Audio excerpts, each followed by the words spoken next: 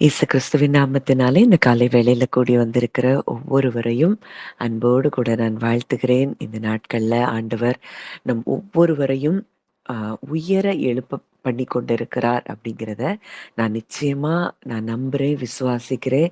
ஏன்னா கர்த்தர் நம்மோடு இடைப்படுகிற காரியங்கள், பேசுகிற காரியங்கள் எல்லாமே என்ன அப்படின்னா, இந்த மண்ணுக்குரியவர்களாய் நாம் வாழ்ந்த நாட்கள் இந்த வருஷத்துல நமக்கு முடிவுக்கு வந்து வானத்துக்குரியவர்களாய், விண்ணுக்குரியவர்களாய், தேவனுடைய சாயலை நாம் முற்றிலும் தரித்து கொண்டவர்களாய், இந்த பூமியில இருக்கக்கூடிய காரியங்கள்ல இருக்கக்கூடிய அட்டாச்மெண்ட்ல இருந்து டோட்டலா நம்ம விடுபட்டு, முற்றிலுமாய் வானத்துக்குரியவருடைய சாயலை தரித்துக் கொள்ளுகிற இடத்திற்கு தேவன் நம்மை கொண்டு வந்திருக்கிறார். நம்ம உயர எழும்பி பறக்கிற நாட்களுக்குள் நாம் வந்திருக்கிறோம் அப்படிங்கிறதை நான் அ நானும் என்னுடைய ஆவியில உணர்கிறேன். கர்த்தர் தர்ற ட்ரீம்ஸ்ல நான் அத பார்க்கிறேன். நிச்சயமா எனக்கு ஒரு ட்ரீம் வருது அப்படின்னா, நான் விசுவாசிக்கிறேன். நம்ம எல்லாருக்குமே அது உரியதா இருக்கிறது. நம்ம எல்லாருமே உயர எழும்பி பறக்கக்கூடிய ஒரு நாட்களுக்குள்ள நம்ம வர்றோங்கிறத நான் லிட்ரலா ஃபீல் பண்றேன். ஏன்னா, சமீபத்தில ஒரு 4 நாட்கள் இருக்கும். 4, 5 நாட்கள் இருக்கும். அ எனக்கு ஒரு கனவு விடிய காலையில. அது எப்படி கனவு அப்படின்னா, ஒரு பெரிய கழுகு, அந்த கழுகு நான் வீட்டுக்குள்ள இருக்கிறேன். வீட்டுக்கு வெளியில அந்த கழுகு பறந்துட்டுருக்கு. அந்த கழுகுடைய கலர் எப்படி இருக்குது அப்படின்னா, ஒரு அ அதாவது நம்ம அலுமினியம் ஃபாயில் இருக்கும்ல, அந்த மாதிரி அந்த அந்த உடம்பு ஃபுல்லா அந்த ஸ்கின் ஃபுல்லாவே எப்படி இருக்குன்னா, அந்த மாதிரி பளபளன்னு அந்த சில்வர் கலர்ல அந்த கழுகு இருக்கு. அது கழுகு வட்டம் போட்டுட்டே இருக்கு. வெளியில, வீட்டுக்கு வெளியில. அதுவும் அந்த கழுகோட சைஸ் ரொம்ப பெருசா இருக்கு. அதாவது ஒரு மனிதன விட அந்த சைஸ விட பெருசா அந்த கழுகு இருக்கு. ஆனா, அது வீட்ட சுற்றிலும் வீட்டுக்கு வெளிய அது சுற்றிட்டே இருக்கு. நான் பார்க்குறேன், பார்த்துட்டே இருக்கிறேன். திடீர்னு அந்த கழுகு அங்க இல்ல. பார்த்தா ரூஃப் வழியா அந்த கழுகு வீட்டுக்குள்ள இறங்கி வருது.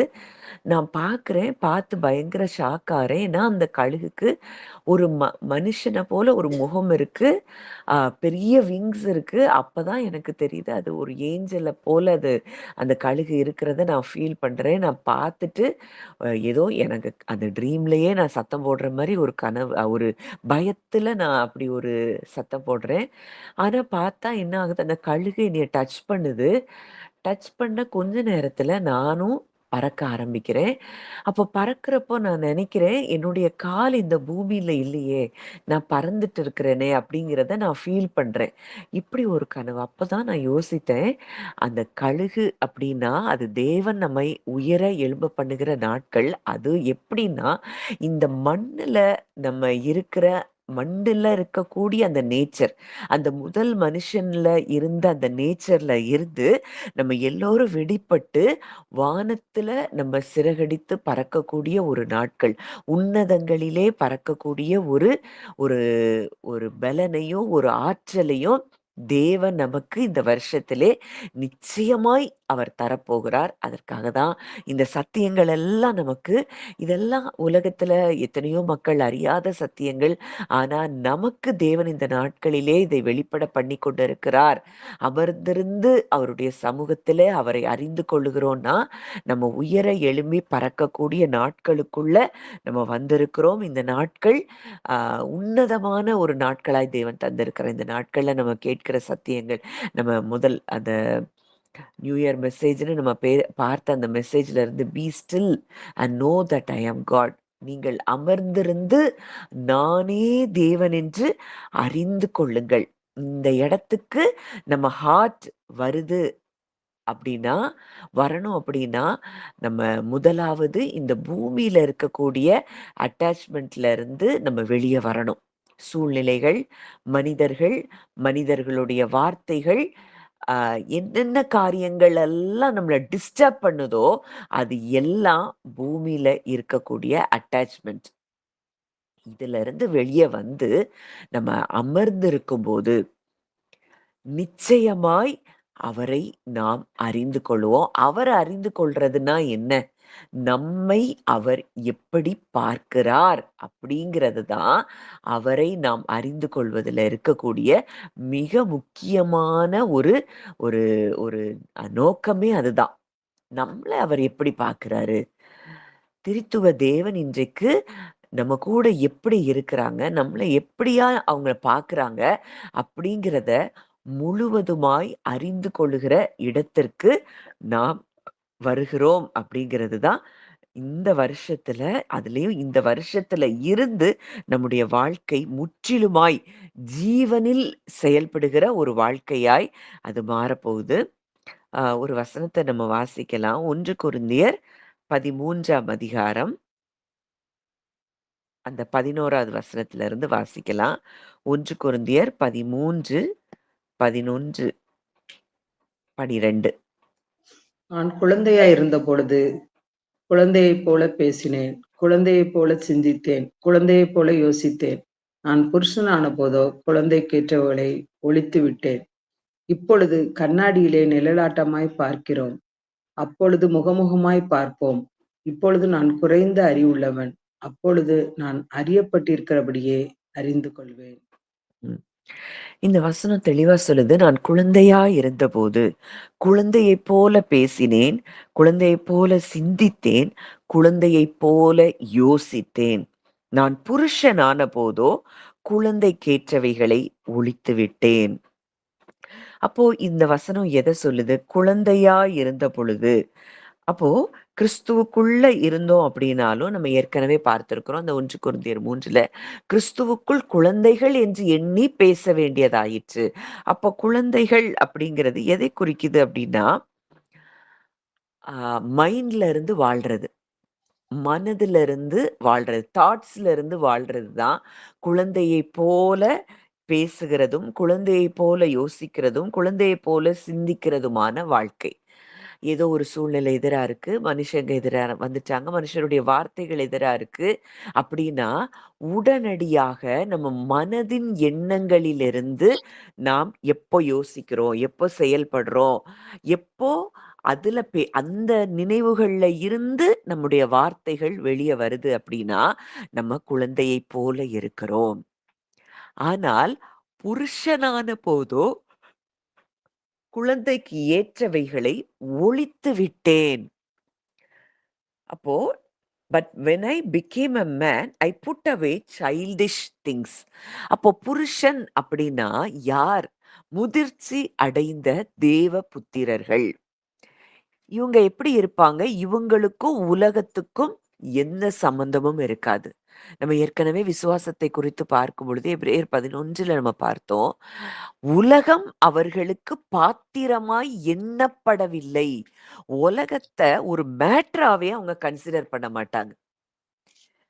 அப்போ இப்படிப்பட்ட ஒரு நிலைதான் புருஷனுக்கேற்ற நிலை. புருஷனான போதோ குழந்தைக்கு ஏற்றவைகளை ஒழித்து விட்டேன். அது என்கிட்ட இல்லவே இல்ல. வாக்குவாதம், பொறாமை, பேதம், கோபம், எரிச்சல், கசப்பு, வைராக்கியம், மன்னிக்க முடியாத தன்மைகள் இது எல்லாம் இருக்குது அப்படின்னா, ஒண்ணு நல்லா புரியணும். மாம்சத்துல இருந்து வாழ்றோம். மனதிலிருந்து வாழ்ந்து கொண்டிருக்கிறோம். ஆனா, புருஷனான போதோ இதிலிருந்து வெளியேறி, ஆவியில இருந்து, ஜீவன்ல இருந்து நம்ம வாழ ஆரம்பிப்போம். இன்றைக்கு நம்முடைய ஆவியில கர்த்தருடைய ஆவி, கிறிஸ்துவினுடைய ஆவி நமக்குள் பூரணமாய் அவர் கலந்திருக்கிறார். கர்த்தரோடு இசைந்திருக்கிறவன் அவருடனே கூட ஒரே ஆவியாய் இருக்கிறான். அப்போ ஆவினா அதுதான் ஜீவன். அந்த ஜீவன்ல கிறிஸ்து கலந்துட்டாரு. அப்போ புருஷன் அப்படிங்கிற ஒரு நிலை, தேவ புத்திரர் அப்படிங்கிற ஒரு நிலை என்னன்னா, மைண்ட்ல இருந்து வாழாதபடி, மாம்சத்திலிருந்து வாழாதபடி, அவங்க மைண்ட்ல இருந்தே எதையுமே திங்க் பண்ண மாட்டாங்க. இது இப்படி நடக்குதே, அது அப்படி இருக்குதே, இது நாளைக்கு என்ன செய்வோம், நாளான்னைக்கு என்ன செய்வோம், இந்த கவலையே இருக்காது. ஜீவனில் இருந்து வாழ ஆரம்பிப்பார்கள். இவர்கள்தான் புருஷர்களாய் இருக்கிறார்கள். அதுதானே நம்ம பார்க்கிறோம். பூரண பு ப சு புருஷராய் இருக்கும்படி பெர்ஃபெக்ட். அவர் அவர் எப்படி பெர்ஃபெக்ட்டா இருக்கிறாரோ, அதைப் போல நாமும் பூரண சர்க்குணராய் இருக்க கடவோம் அப்படின்னு சொல்லி வேதம் சொல்லுது. அந்த இடத்துக்கு நம்மை கொண்டு வரும்படிக்காகத்தான் தேவன் இந்த வருஷத்திலே நம்மோடு கூட அதிகம் அதிகமாய் அவர் இடைப்பட்டு கொண்டிருக்கிறார். அடுத்த வசனம் பார்க்கிறோம்.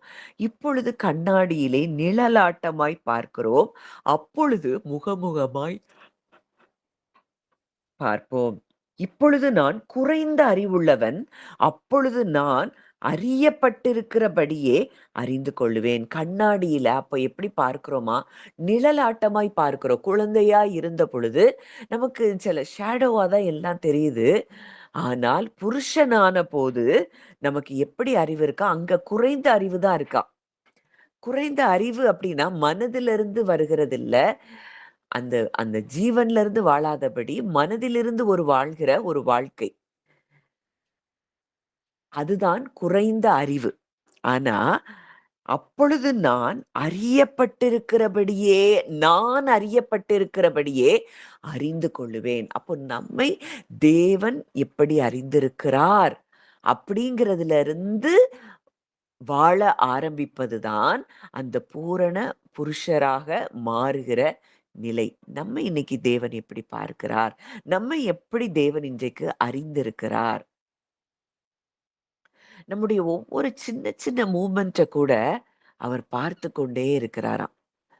நம்ம நம்ம தாயின் கருவில ஒரு சின்ன டாட் மாதிரி இருக்கும்போதே அவர் கண்கள் நம்மை பார்த்துருச்சுன்னா, இன்றைக்கு எந்த சூழ்நிலையில் அவர் நம்மை கைவிடுவார், நம்மை விட்டு விலகுவார்? ஒரு சூழ்நிலையும் ஒரு சூழ்நிலையிலும் அவர் நம்மை விட்டு விலகவும் முடியாது. நம்மை அவர் கைவிடவும் முடியாது அப்படிங்கிறது தான் நிஜம், சத்தியம். நம்ம நம்ம நமக்குரிய எல்லாவற்றையும், நம் தேவைகள் என்ன என்பதை அவர் அறிந்திருக்கிறாராம். அதனால எதற்காக கவலைப்படக்கூடாதாம்? நாளைக்காக கவலைப்படாதீங்க. எண்ணத்தை குடிப்போம், எண்ணத்தை உடுப்போம், எண்ணத்தை உண்போம் அப்படின்னு நமக்கு நமக்கு தேவை என்ன? இது இப்படி, அது அப்படி. இத ஒரு சின்ன காரியம் போதும், ஒரு சின்ன பொருள் இல்லன்னா போதும், நம்ம இருதயம் டிஸ்டர்ப் ஆயிரும். காரணம் என்னன்னா, மனதிலிருந்தே வாழ்கிற ஒரு நிலை. இன்னைக்கு நம்ம அமர்ந்திருக்கணும் அப்படின்னா, முற்றிலுமா இந்த எண்ணங்களிலிருந்து நம்ம எப்ப விடுபடுகிறோமோ, ஜீவனிலிருந்து நம்ம எப்ப வாழ ஆரம்பிக்கிறோமோ, அப்பதான் நம்ம இருதயம் அது ரெஸ்ட்ல இருக்கும். அந்த ரெஸ்ட்ல இருக்கும்போது தான் நாம் அமர்ந்திருந்து தேவனை அறிந்து கொள்ள முடியும். இன்றைக்கு இயேசு சொன்னத போல அவர் சொல்றார், காட்டு புஷ்பங்களை கவனித்து பாருங்கள், ஆகாயத்து பட்சிகளை கவனித்து பாருங்கள் அப்படின்லாம் ஏன் சொல்றாரு?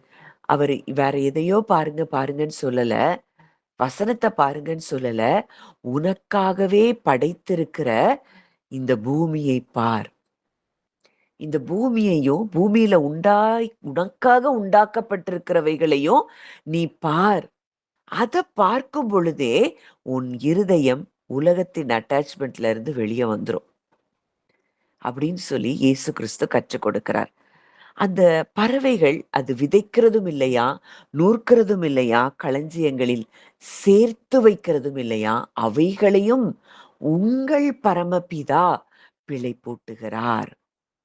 நம்முடைய தகப்பன் நம்மள என்ன செய்கிறாராம்? பிழைப்பூட்டுகிறாராம். அவைகளையே பிழைப்பூட்டும்போது, அவைகளை பார்க்கிலும் நாம் விசேஷித்தவர்கள். நமக்கு இன்னும் நம்ம விசேஷித்தவர்கள் ஏன் அப்படின்னு புரியலன்னா, அவர் எப்படி நம்மை பார்க்கிறார் அப்படிங்கிற அறிவு கொஞ்சம் கூட நமக்கு இல்லாததுனால தான், நமக்கு பயமும், கலக்கமும், அவிசுவாசமும், சோர்வுகளும் அது தானாய் நமக்கு வருகிறத நம்ம பார்க்கிறோம். யாரும் நமக்கு கவலைய கொண்டு உள்ள புகுரச் செய்யவே வேண்டாம். ஒரு சின்ன எண்ணம் முதல் ஆதாம்ல இருந்து நம்ம செயல்படுவோம்னா, ஒரு சின்ன தாட் போதும். அது முழுவதுமாய் அது நம்மை கொளுத்தி விடுகிறதாய் இருக்கிறது. நாவும் நெருப்புதான். அது அநீதி நிறைந்த உலகம்.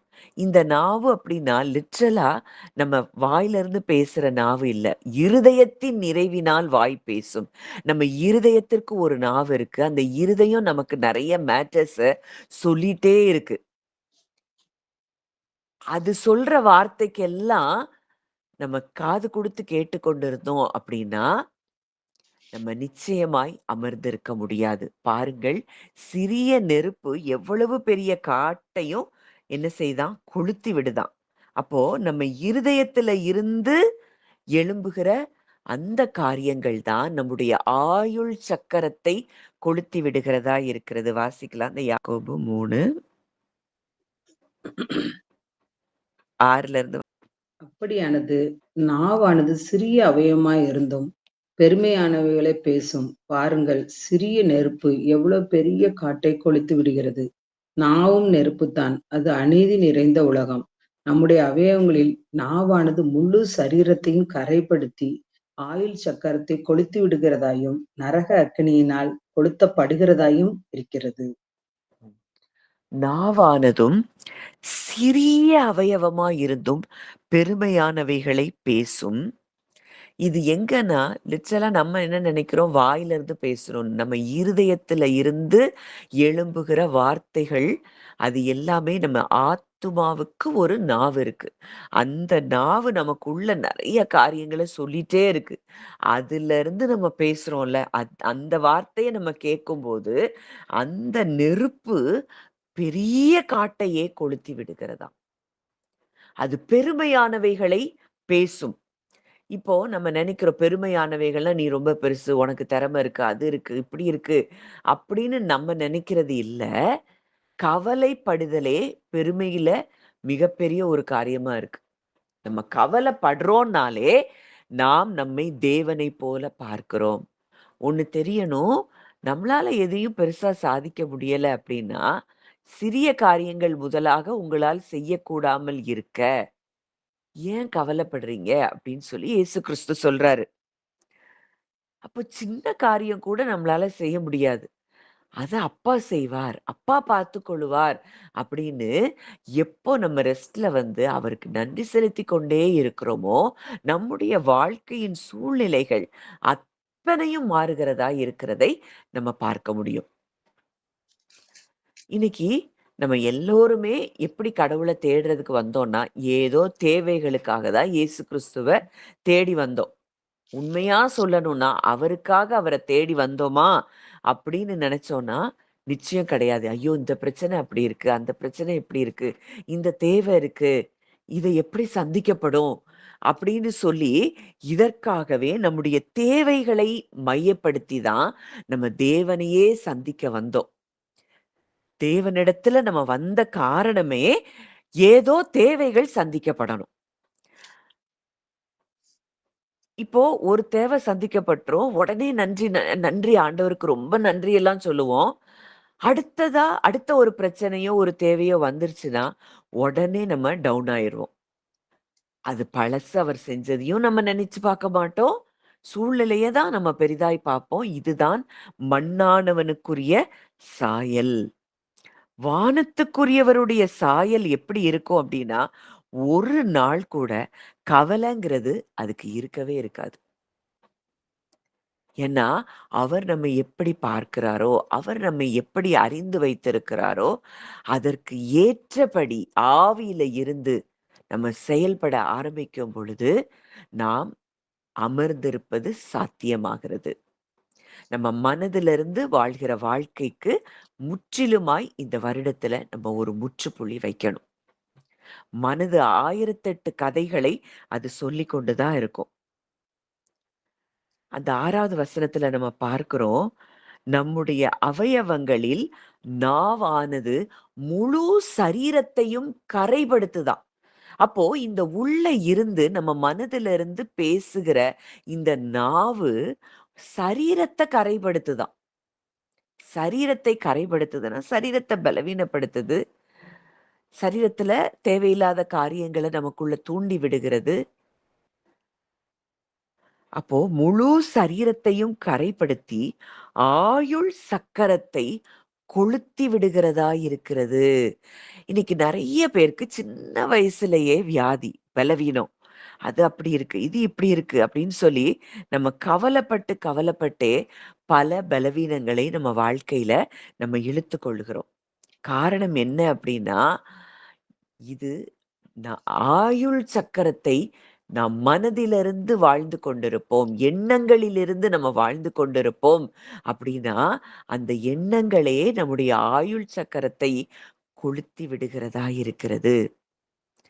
அப்போ இருதயத்திலிருந்து என்ன வருதோ, அதுதான் நான். எது நான் அப்படிங்கிறத தீர்மானப்படுது. நான் அப்படின்னு எதுவுமே கிடையாது. மனதுல நம்ம நினைக்கிற தாட்ஸ்ல இருந்து வாழ்றது தான் நான் அப்படிங்கிறத நம்ம நினைச்சோம். ஆனா அது கிடையாது. உள்ள நம்ம ஜீவன் அப்படின்னு ஒண்ணு இருக்கு. நமக்கு ஆவின்னு ஒண்ணு இருக்கு. இந்த ஆவியில இருந்து நம்ம வாழும் பொழுது இன்னைக்கு நம்ம பேசுறோம். நான் பேசுறேன் அப்படின்னா, நான் மனதுல இருந்து என்னுடைய எண்ணங்கள்ல இருந்து பேசணும் அப்படின்னா, நமக்கு அதுக்கு பாயிண்ட்ஸ் தேவ. அதுக்கு எல்லாமே தேவ. ஆனா, ஜீவன்ல இருந்து நான் பேசுறேன்னா, எதுவுமே தேவையில்ல. அந்த ஜீவன்ல இருந்தே நமக்கு என்ன செய்யும்? அங்க ஊற்று புறப்படும். அதனால தான் வசனம் சொல்லுது, "என்னை விசுவாசிக்கிறவனுடைய உள்ளத்திலிருந்து ஜீவ தண்ணீர் உள்ள நதிகள் புறப்படும்." அப்போ பரிசுத்த ஆவியானவரே நமக்கு என்ன தேவையோ அந்த வார்த்தையை அவர் நமக்கு கொடுக்கிறவராய் இருக்கிறார். அப்போ இன்றைக்கு முற்றிலுமாய் இந்த கவலைங்கிறத விட்டு அவர் யார் அப்படிங்கிறத நம்ம அறிந்து கொள்ள வேண்டிய இடத்துல நம்ம வந்திருக்கிறோம். இப்போ ஆண்டவர் சொல்றாரு, கவலைப்படக்கூடாது. நாளைக்காக கவலைப்படாதீர்கள். நாளைய தினம் தன்னுடையவைகளுக்காக கவலைப்படும். அப்போ நாளைக்காக நம்முடைய எதிர்காலத்த குறித்து, நம் பிள்ளைகளுடைய எதிர்காலத்த குறித்து எத குறிச்சும் கலங்க வேண்டாமா. ஏன்னா, விசேஷித்தவர்களாய் அவர் நம்மை பார்க்கிறார் அப்படின்னா, நமக்கு என்ன தேவைங்கிறத அவர் அறிந்திருக்கிறார். அப்போ அப்படிப்பட்ட அவர் நம்மை எப்படி அறிந்திருக்கிறாரோ, அதுபோல நாமும் அவரை அறிந்திருப்பதுதான் அந்த முதிர்ச்சி அடைந்த ஒரு நிலைக்குள்ள நாம் வந்திருக்கிறோம் அப்படிங்கிறத நம்ம அறிந்து கொள்ளணும். அப்படி இருக்கிற இருதயம் எப்பொழுதுமே துதித்துக் கொண்டே இருக்கும். அந்த இருதயத்துக்கு கவலை, பயம், அவிசுவாசம், சோர்வு இது எதுவுமே இருக்காது.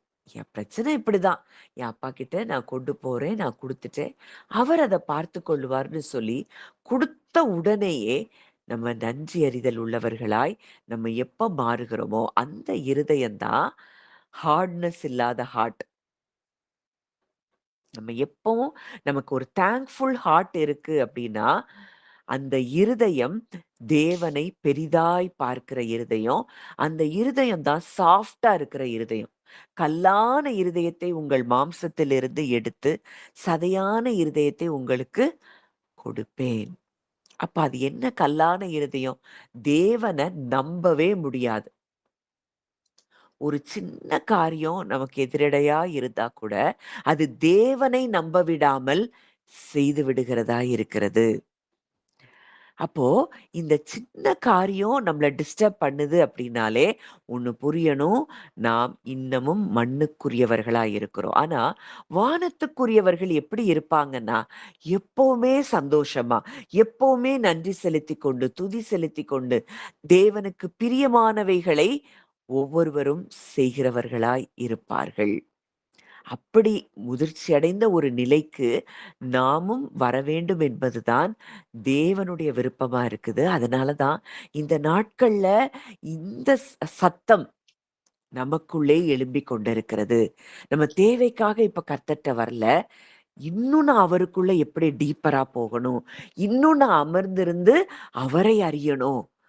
இதெல்லாம் நமக்கு கூட கொடுக்கப்படும். இவைகளை எல்லாம் அஞ்ஞானிகள் நாடித் தேடுகிறார்கள். அஞ்ஞானிகள்னா கிறிஸ்துவை அறியாதவர்கள், கிறிஸ்துவை ஏற்றுக்கொள்ளாதவர்கள். அன்றன்றைக்கு உரிய காரியங்கள், தேவைகளை குறித்ததான காரியங்கள் இது எல்லாத்தையும் கிறிஸ்துவை அறியாதவர்கள் அத பற்றி கவலைப்படுவாங்க.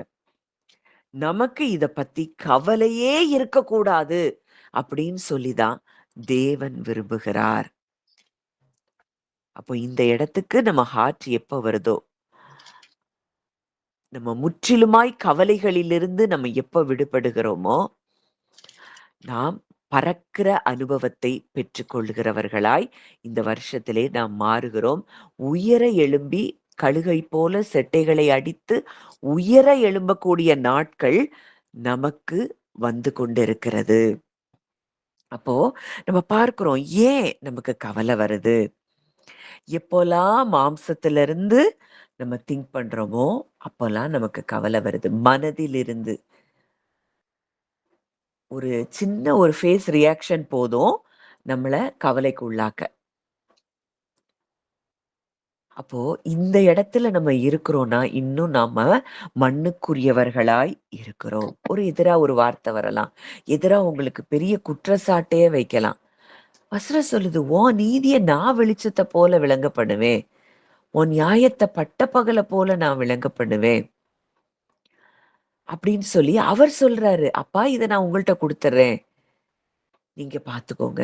அப்படின்னு சொல்லிட்டு சம்பந்தப்பட்ட நபர் மேல மன்னிப்போ, கசப்போ இல்லாதபடி நம்ம நிச்சயமாய் வெளிய வர முடியும் அப்படின்னா, அது வானத்துக்குரியவருடைய சாயலை நாம் தரித்துக் கொள்ளும் பொழுதுதான் இது சாத்தியம். நம்ம மனதில எழும்புகிற எல்லாத்தையும் உட்கார்ந்து சிந்திச்சு, யோசிச்சு, அதைய நினைச்சே கவலைப்பட்டுட்டு இருந்தோம்னா, நமக்கு கிடைக்க வேண்டியதை நாமே தடுத்து நிறுத்திக் கொண்டிருக்கிறோம். நமக்கு என்ன கிடைக்கணுமோ அது எல்லாத்தையும் இயேசு கிறிஸ்து ஏற்கனவே இந்த பூமியில அவர் ஆயத்தப்படுத்தி தான் வைத்திருக்கிறார். நம்ம பார்க்கிறோம் படைப்புல ஆதாமையும் ஏவாளையும் படைக்கும்போது, அவங்கள படைச்ச பிறகு அவங்களுக்கு தேவையான எதையும் படைக்கல. 6வது நாள் அவங்கள படைக்கிறதற்கு முன்பதாகவே அவங்களுக்கு என்னெல்லாம் தேவையோ அத்தனையையும் அவர் படைத்து விட்டு தான் ஆதாமையும் ஏவாளையும் இந்த பூமியில அவர் உண்டாக்குகிறதை நம்ம பார்க்கிறோம். இன்றைக்கு நம்ம உலக தோற்றத்துக்கு முன்பதாகவே அவருடைய எண்ணங்களிலே நாம் இருந்தோம்னா, இந்த பூமியில எப்படி அந்த முதல் ஆதாமை அவர் படைத்தாரோ, அதப்போல நம்மையும் அவர் இந்த பூமியிலே படைத்திருக்கிறார். அப்போ ஒரு முதல் ஆதாமுக்கு அவன உருவாக்குறதுக்கு முன்னாதாகவே மலைகள், நதிகள், ஆ அதுக்கப்புறம் எல்லாம் என்னென்னலாம் அவனுக்கு தேவையோ, மரங்கள், காய்கறிகள், பழங்கள் எதெல்லாம் அவனுக்கு தேவையோ, அதை எல்லாவற்றையும் அவர் ஏற்கனவே படைத்து விட்டு தான் ஆதாமையும், ஏவாளையும் சிருஷ்டித்தார். அப்ப இன்றைக்கு நம்ம இந்த பூமிக்கு வந்திருக்கிறோம் அப்படின்னா, நமக்கு தேவையான எல்லாவற்றையும் அவர் பார்த்து கொண்டு தான் இருக்கிறார். அவர் அறிந்திருக்கிறார். அவர் நம்மை விசாரிக்கிறவராய் இருக்கிறார். அதனால, "அப்பா, இன்னைக்கு உங்க மனதுல எந்த கவலை இருந்தாலும், எந்த ஒரு கஷ்டங்கள் இருந்தாலும், அதை எல்லாவற்றையும் நம் தகப்பனிடத்துல நம்ம இறக்கி வச்சுட்டோம் அப்படின்னா, அப்பாவுக்கு நன்றி செலுத்திக் கொண்டே இருப்போம்னா, நம் சூழ்நிலைகள் அது தானாய் மாறுகிறதை நிச்சயமாய் நாம் பார்க்க முடியும். என்னுடைய லைஃப்லலாம் எத்தனையோ சாட்சிகள சொல்ல முடியும். அப்படி கவலை இருக்கும். அப்படி ஒரு பயம் இருக்கும். ஆனா அந்த இடத்துல, "அப்பா இத நீங்க பார்த்துக்கொள்ளுங்க. நான் உங்கள்ட்ட ஒப்பு கொடுத்துட்டேன்னு" சொல்லிட்டோம்னா, அதுக்கப்புறம் அந்த காரியத்த பத்தி நம்ம நினைக்கவே இல்லன்னா, தேவன் அழகாய் அங்க செயல்படுகிறத என்னுடைய வாழ்க்கையில பல சூழ்நிலைகளில நான் பார்த்திருக்கிறேன். அப்போ இந்த பூமியில இருக்கக்கூடிய காரியங்கள் எல்லாமே நமக்கு கொடுக்கிறவைகளா தான் இருக்குது. மரம் நமக்கு கனிகள கொடுக்குது. செடிகள் காய்கறிகள நமக்கு தருது. இன்னும் எதெல்லாம் இந்த இந்த பூமிய படைச்சுட்டாரு அப்படின்னாலே, ஆதாமுக்கு தேவையான எல்லாவற்றையும் ஒரு 2 மனிதர்கள் ஆதாமும் ஏவாளும் சிருஷ்டிக்கப்பட்டிருக்கிறாங்க. அவங்களுக்காக ஏதேன்ல இருந்து நதிகள் எல்லாம் புறப்பட பண்றாராம். அப்போ அவங்களுக்கே அவ்ளோ ஃபுல்னஸ்ல அவ்ளோ வாழ்ந்திருக்கிறாங்கன்னா, இன்றைக்கு நம்முடைய குறைவுகள், நம்முடைய தேவைகள் அனைத்தையும் அவர் சந்திக்கிறவராய் இருக்கிறார். இனி நான் ஒரு நாள் கூட எதை குறித்தும் கவலைப்படவோ, கலங்கவோ மாட்டேன் அப்படிங்கிற இருதயத்தின் அந்த தீர்மானம் தான் நம்மை முதிர்ச்சி அடைந்த தேவபுத்திரர்களாய் மாற்றுகிறதை நம்ம பார்க்கிறோம்.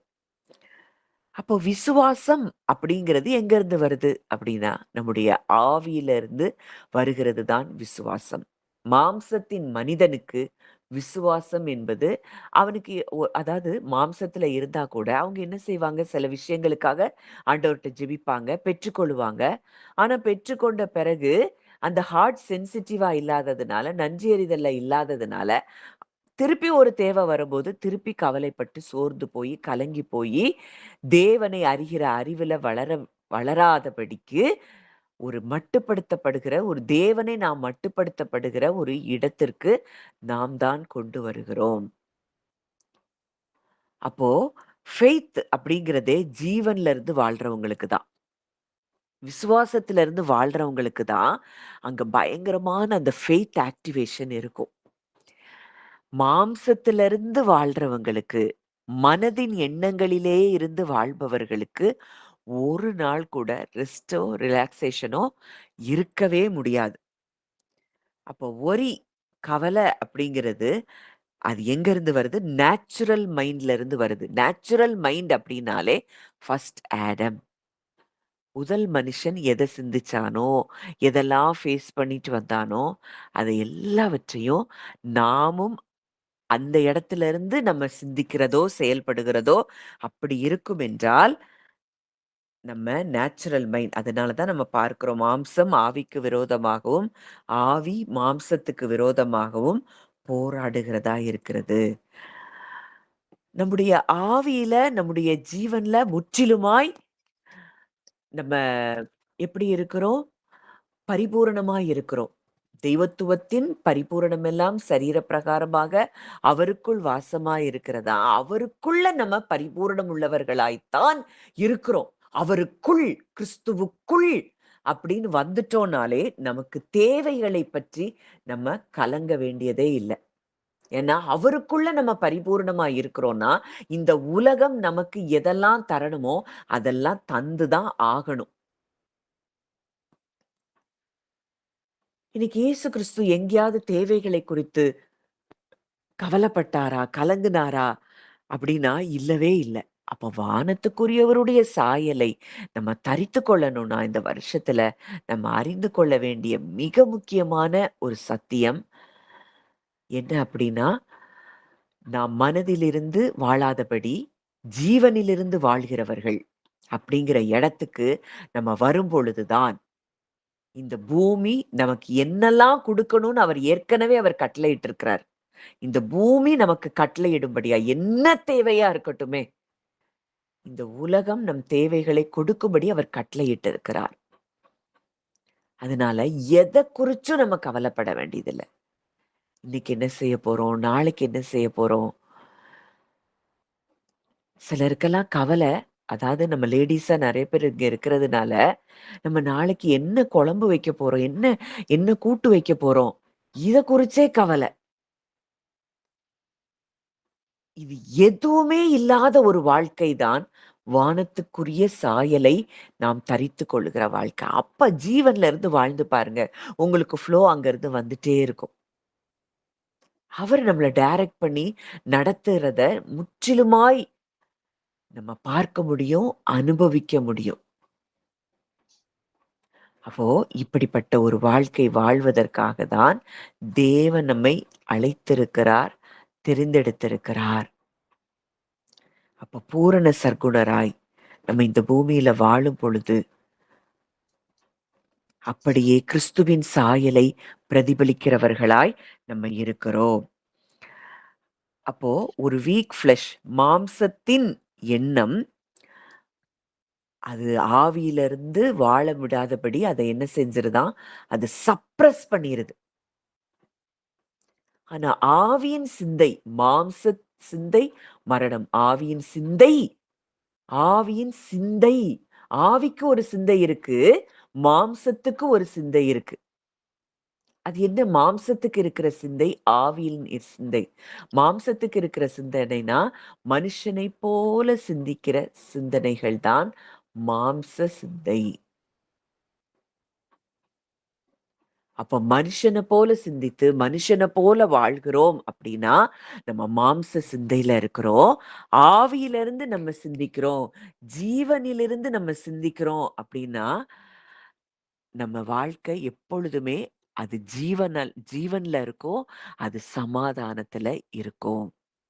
இப்படிப்பட்டவர்கள் தான் எவர்கள் தேவனுடைய ஆவியினால் நடத்தப்படுகிறார்களோ, அவர்கள் தேவனுடைய புத்திரராய் இருக்கிறார்கள். அப்போ தேவனுடைய ஆவியினால நம்ம நடத்தப்படுகிறோமா? இதுதான் ரொம்ப முக்கியம்.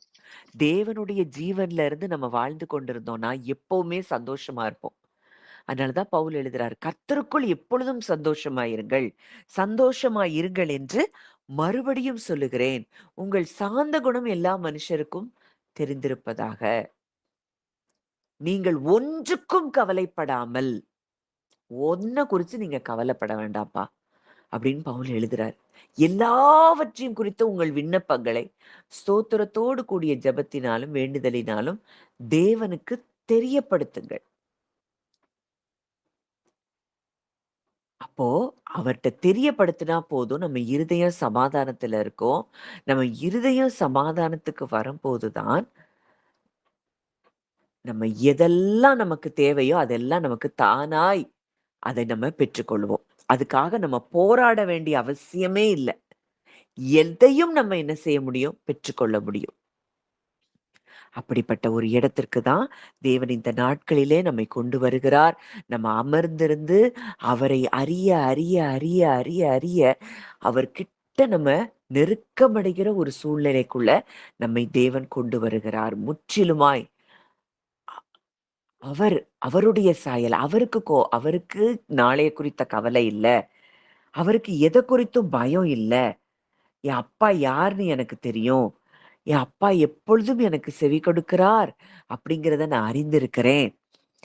அவர் நம்மை குறித்து என்ன அறிந்திருக்கிறாரோ, அவர் அறிந்தபடி நாம் நம்மை அறிவதுதான் தேவனுடைய எண்ணங்களுக்கும், நம்முடைய எண்ணங்களும் ஒரே லைன்ல அப்பதான் வந்திருக்குன்னு அர்த்தம்.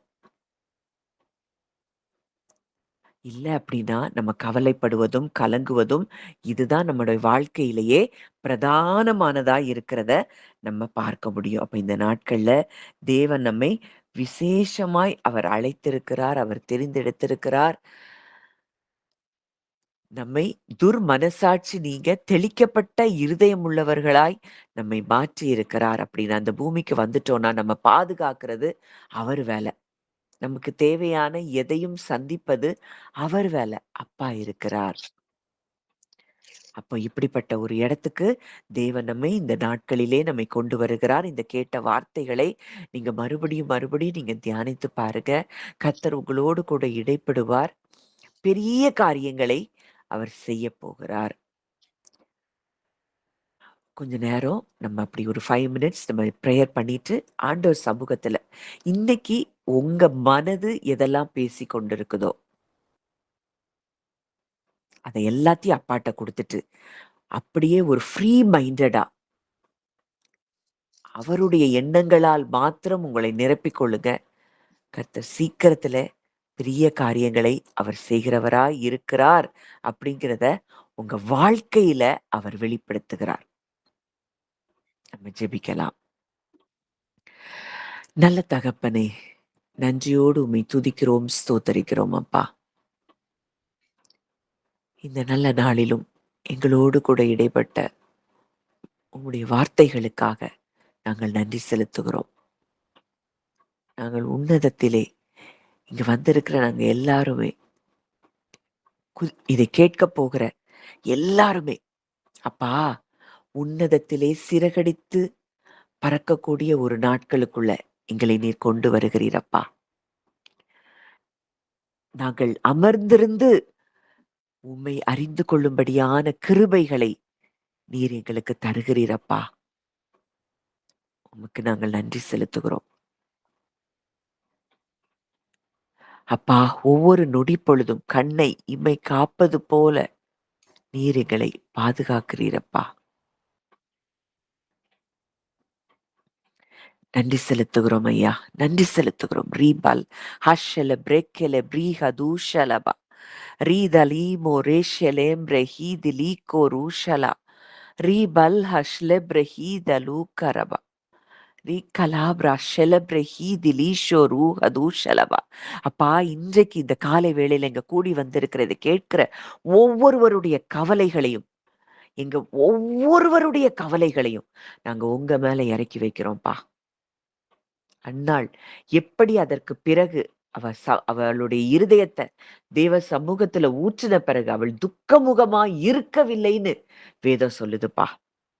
நாங்களும் அந்த இடத்துக்கு வரும்படி ஆவியானவர் எங்களுக்கு நீர் உதவி செய்கிறீர். அப்பா, முற்றிலுமாய் எந்த காரியத்தையும், எது சின்ன விஷயத்துல இருந்து பெருசா எதெல்லாம் எங்களை டிஸ்டர்ப் பண்ணி எங்களை மனிதனைப் போல எண்ண வைத்து மனிதனின் சிந்தனைகளை நாம் சிந்திக்கிறபடியினாலே அந்த அந்த இடத்துல இருந்து இன்றைக்கு கர்த்தர் நம்மை வெளியே கொண்டு வருகிறார். மனதின் எண்ணங்களில் இருந்து முற்றிலுமாய் நம்ம விடுதலை ஆகிறோம். அது நீங்க இல்ல. உங்க தாட்ஸ், உங்க ஃபீலிங்ஸ் அது நீங்க இல்லன்னு கர்த்தர் சொல்றார். உனக்குள்ள ஜீவனா நான் இருக்கிறேன். அதுதான் நிஜமான நீ. கிறிஸ்துவாய், கிறிஸ்துவில் ஒன்றாய் கலந்திருக்கிறபடியினால் கிறிஸ்துவைப் போல நீ இருக்கிறாய். கிறிஸ்துவின் சாயலை தரித்துக் கொண்டவளாய் தான் நீ என்னுடைய ஜீவன்ல நீ என்னோடு ஒன்றாக கலந்திருக்கிறாய். இன்றைக்கு எதை குறித்தோ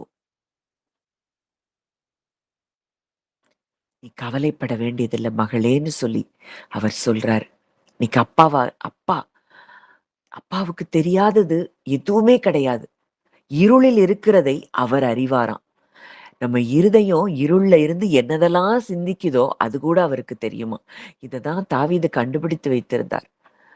நான் விடியற்காலத்து செட்டைகளை எடுத்து சமுத்திரத்திலே கடையாந்தரங்களிலே போய் தங்கினாலும் அங்கேயும் உமது கை என்னை பிடிக்கும். அவரை விட்டு நம்ம எங்கேயுமே நம்ம பிரிக்க முடியாது. நம்முடைய எண்ணங்களை, ஏக்கங்களை, விருப்பங்களை எல்லாவற்றையும் நம் தகப்பன் அறிந்திருக்கிறார். நல்ல தகப்பனே, நன்றியோடு உம்மை துதிக்கிறோம், ஸ்தோத்தரிக்கிறோம் அப்பா. இந்த நல்ல நாளிலும் எங்களோடு கூட இடைப்பட்ட உம்முடைய வார்த்தைகளுக்காக நாங்கள் நன்றி செலுத்துகிறோம். எங்களுடைய இருதயம் ஆண்டவரே முற்றிலுமாய் சதையான இருதயமாய் மாற்றப்பட எங்களை நாங்கள் ஒப்பு கொடுக்கிறோம் அப்பா. நன்றி அறிதல் உள்ளவர்களாயும் இருங்கள் என்று நீங்க சொன்னீங்கப்பா. நாங்க எப்பொழுதும் எந்த சூழ்நிலைகளிலும் உமக்கு நன்றி அறிதல் உள்ளவர்களாய் எப்பொழுதும் நாங்கள் வாழ ஆவியானவரே எங்களுக்கு நீங்க கிருபை தரும்படியாக நாங்கள் ஜெபிக்கிறோம் அப்பா. அப்பா, உடைய கரத்திலே எங்களை ஒப்பு கொடுக்கிறோம். வானத்துக்குரியவருடைய சாயலை அப்பா, அந்த அந்த அந்த டவல் எப்படி எலியாவின் மேல் இருந்த அந்த சால்வை எலிசாவுக்கு மேல வந்த பொழுது இரட்டிப்பான வல்லமைகளை அவன் பெற்றுக்கொண்டானோ, இன்றைக்கு அது இல்லப்பா. இன்றைக்கு உங்களுடைய சால்வைய, ரட்சிப்பின் வஸ்திரத்தை எங்களுக்கு நீங்க உடுத்து வித்திருக்கிறீங்கப்பா. இந்த ஜீவனிலிருந்து நாங்கள் வாழ, செயல்பட, எப்பொழுதும் சந்தோஷமாயிருக்க, எப்பொழுதும் நன்றி எறிதல் உள்ளவர்களாயிருக்க, எல்லாவற்றிலேயும் ஸ்தோத்திரம் செய்யுங்கள். அப்படி செய்வதுதான் கிறிஸ்து இயேசுக்குள் தேவனை குறித்ததான நம்முடைய சித்தமாயிருக்கிறது. தேவனுடைய சித்தமாயிருக்கிறது. அப்போ இந்த இடத்துல தேவன் நம்முடைய இருதயத்தை அவர் கொண்டு வருகிறார். அந்த அப்பா உங்க கூட இருக்கிறார். உங்க பிரச்சனைகள், உங்க காரியங்கள் எல்லாவற்றையும் அவர் கண்ணோக்கி பார்க்கத்தான் செய்கிறார். அவர் நம்மை முற்றிலுமாய் அறிந்திருக்கிறார். பெரிய காரியங்களை நம்முடைய வாழ்க்கையில இனி செய்ய போகிறதை அவர் நமக்கு காண்பிக்கிறார். உயர எழும்பி பறக்கக்கூடிய நாட்களுக்குள்ள நீ வருகிறாய் அப்படின்னு சொல்லி ஆவியானவர் நம்முடனே கூட இடைப்பட்டு கொண்டிருக்கிறார். முற்றிலுமாய் இந்த மண்ணானவனுக்குரிய இந்த பழைய மனுஷனை நம்ம இந்த வருஷத்துல இந்த நாட்கள்ல நம்ம களைந்து போடும்படியாய் கவலை, பயம், வெட்கம், அவமானம், இது எல்லாம் முதலாதாம் இடத்துல இருந்து நம்ம இன்ஹெரிட் பண்ணி வைத்த காரியங்கள். இதில் எல்லாவற்றிலும் இருந்து தேவன் நம்மை மீட்டெடுக்கிறார். அதற்காகத்தான் அவர் இந்த பூமிக்கு வந்ததே. அவர் வந்த நோக்கமே நம்மை மீட்டெடுக்கும்படியாய், எண்ணங்களிலிருந்து நம்மை மீட்டெடுக்கும்படியாய், சிந்தனைகளிலிருந்து, மாம்சத்தின் சிந்தனைகளிலிருந்து நம்மை மீட்டெடுக்கும்படியாகத்தான் அவர் வந்திருக்கிறார். நம் ஒவ்வொருவரோடும் கூட நம்முடைய ஆவியிலே அவர் இணைந்திருக்கிறார். அவருக்கு அறியாம ஒரு ஒரு காரியமும் நம்மை தொட முடியாது. ஏன்னா இஸ்ரவேலை காக்கிறவர் உறங்குவதும் இல்லை, தூங்குகிறதும் இல்லையா. அந்த இடத்திற்கு தேவன் நம்மை கொண்டு வருகிறார். அதற்காக நம்ம ஆண்டவருக்கு நன்றி சொல்லுவோம். நல்ல தகப்பனே, நன்றியோடு உம்மை துதிக்கிறோம், ஸ்தோத்தரிக்கிறோம் அப்பா. நாங்க எண்ணங்களிலிருந்து வாழாதபடி, அப்பா, ஆவியிலிருந்து, ஜீவனிலிருந்து நாங்கள் வாழும்படிக்கு தகப்பன் எங்களுக்கு கிருபை தரும்படியாக நாங்கள் ஜெபிக்கிறோம். எதை குறித்தும் இனி நாங்க கவலைப்படாத ஒரு வாழ்க்கை கர்த்தர் எங்களுக்கு தருகிறீர். நன்றி செலுத்துகிறோம் அப்பா. வந்த ஒவ்வொருவரையும் நான் மனதார பிளஸ் பண்றேன். எல்லோரும் உயர எழும்பக்கூடிய ஒரு நாட்களுக்குள்ள நீர் கொண்டு வந்திருக்கிறீர் அப்பா. மனதின் எண்ணங்களிலிருந்து நாம் வாழாதபடி ஜீவனிலிருந்து நாம் வாழ உதவி செய்வீராக. உம்முடைய கரங்களிலே எங்களை ஒப்பு கொடுக்கிறோம். கர்த்தர் இங்க வந்த ஒவ்வொருவரையும் அளவில்லாமல் நீர் ஆசீர்வதிப்பீராக. குடும்பங்களை ஆசீர்வதிப்பீராக. தேவைகள் அனைத்தையும் நீர் சந்திப்பீராக அப்பா. உம்முடைய கரத்திலே ஒப்பு கொடுக்கிறோம். காத்துக்கொள்ளும், வழி நடத்தும். இயேசுவின் மூலம் கேட்கிறோம் ஜீவனுள்ள நல்ல பிதாவே. ஆமீன், ஆமீன்.